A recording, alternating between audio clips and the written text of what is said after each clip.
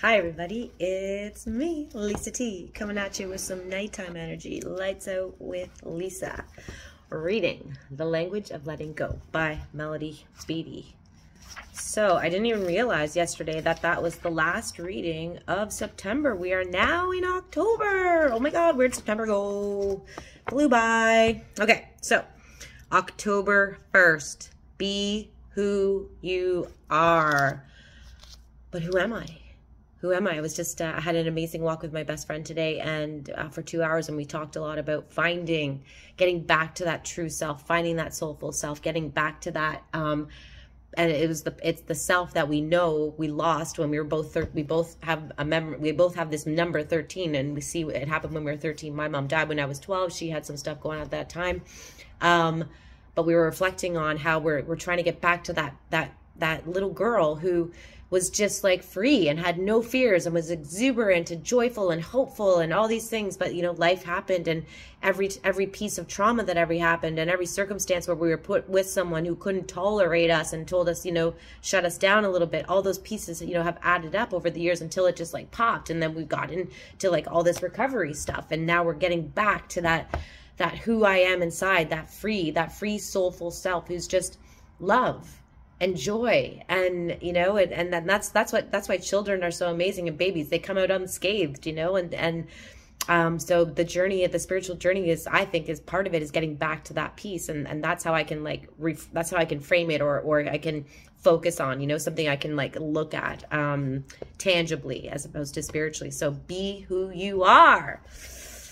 And I was also reflecting on too, like I feel like I can remember being that 13-year-old girl, and if I was to go into that body and look out, like I feel like it's this same self. It's this, like, I'm really in touch with the soul and how it never changes, just this physical thing does. So yeah, really cool stuff. So be who you are.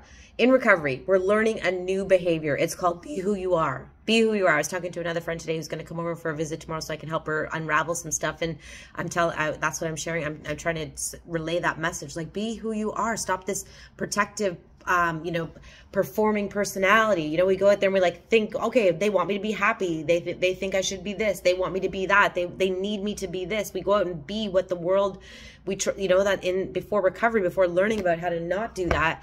I did that anyways. And she's talked to me about that, this friend. So like we were saying how we've always like tried to do that, tried to be that for the world instead of just being who we are, our authentic self. And I was explaining to her, when I'm my authentic self, that's when like others resonate with me the most. So it's really, it's amazing, you know? So yeah, we're learning a new behavior. It's called be who you are.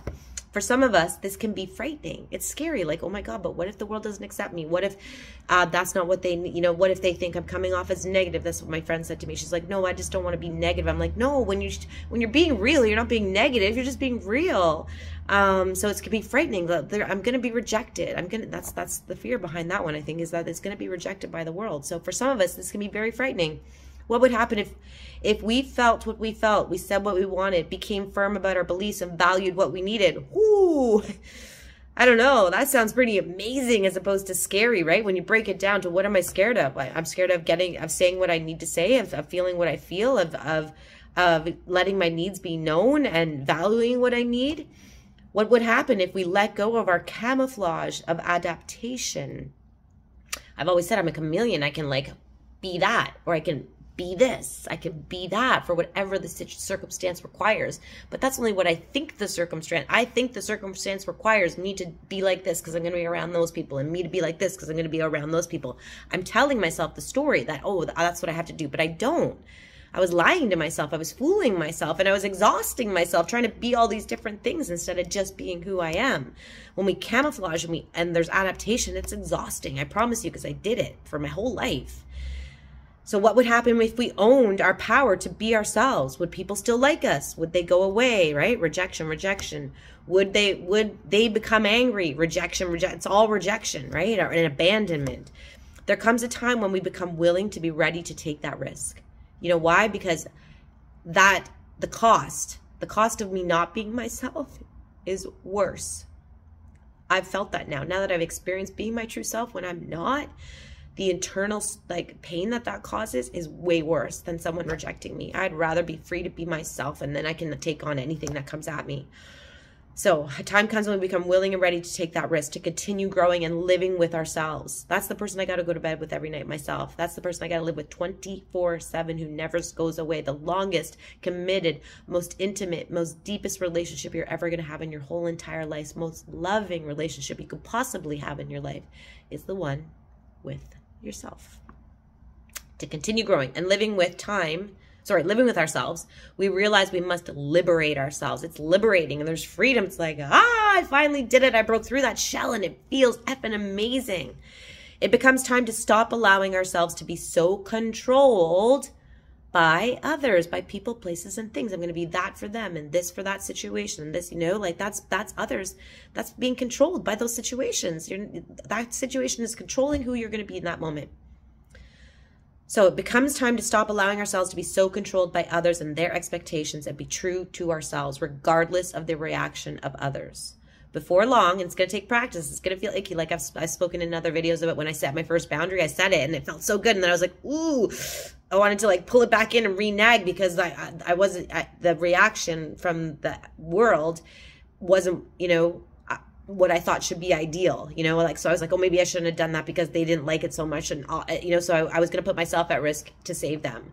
But really at the end of the day, to save myself, because if I can, I'll be totally in tune to what all you are doing, what everyone's doing. I'll be totally in tune to that, so that you don't get upset, because if you get upset, then I'm going to get upset.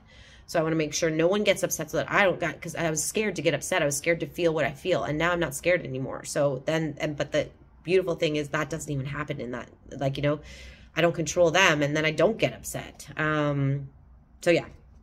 Okay. Where are we? Some people stay, so before long we begin to understand, no, wait. So it becomes time to stop allowing ourselves to be so controlled by others and their expectations, to be true to ourselves, regardless of the reactions of others. Before long, we begin to understand. Some people may go away, but the relationship would have ended anyways. Some people stay and love and respect us more for taking that risk of being who we are. Those are the people that are your true friends and loved ones. They love you for who you are, and I'm definitely surrounded by those kind of people, and it's amazing. I'll tell you, when I'm free to be myself with my friends, it's liberating, and it allows me to be more myself and more myself and more myself. It's a step-by-step process. So some people stay and love and respect us more for taking the risk of being who we are. We begin to achieve intimacy and relationships that work. Then we find the relationships that work. Simple. And the ones that don't work weren't supposed to work. And that's okay. You don't want ones that don't work. So we discover that who we are has always been good enough. It is who we were intended to be. Who you are is who you were intended to be. So be it, live it, love it. Yes, here's your prayer. Today, I will own my power to be myself, fully and completely. And I challenge you to do the same. Thanks for watching. Hit that subscribe button. Give me a thumbs up. Let me know you're with me. Send me a comment. We can chat it out. Whatever, happens. So yes, thank you so much for watching. I love you all, and namaste.